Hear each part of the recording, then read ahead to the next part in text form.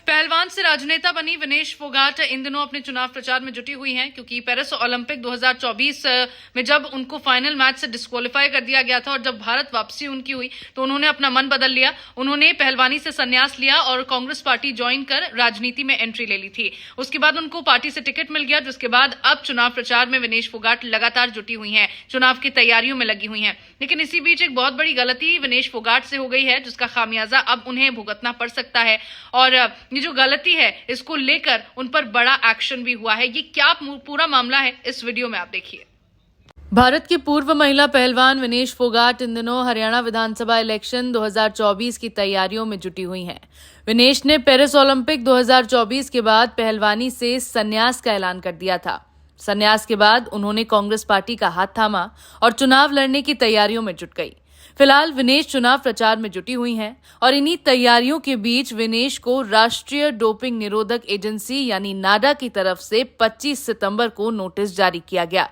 विनेश से 14 दिनों के भीतर नोटिस का जवाब मांगा गया है। अब आपके मन में सवाल उठ रहा होगा कि विनेश फोगाट तो पहलवानी छोड़ चुकी हैं, तो फिर उन्हें डोप टेस्ट देने की क्या जरूरत है। तो आपको बता दूं कि नाडा के रजिस्टर्ड टेस्टिंग पूल यानी कि आरटीपी के साथ रजिस्टर्ड सभी एथलीट्स को डोप टेस्ट के लिए अपनी मौजूदगी का विवरण देना जरूरी है।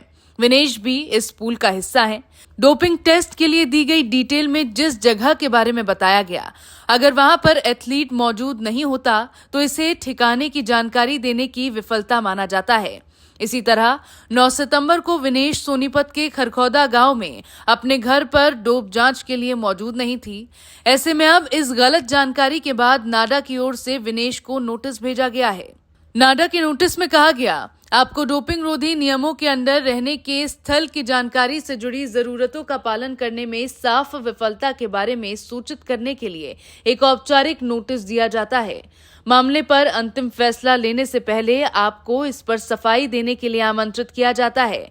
कृपया इसे ध्यान से पढ़ें, क्योंकि इसके आपके लिए गंभीर परिणाम हो सकते हैं।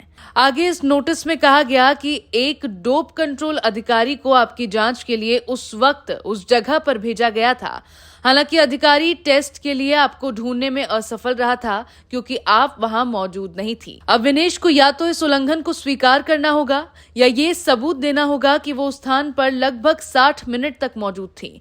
पर यहाँ ये जिक्र किया जा सकता है कि ठहरने की जगह संबंधित विफलता डोपिंग रोधी नियम का उल्लंघन नहीं है, क्योंकि खिलाड़ी अगर 12 महीने में 3 बार स्थल की जानकारी संबंधित नियमों का उल्लंघन करता है तो ही नाडा एथलीट को आरोपित कर सकता है।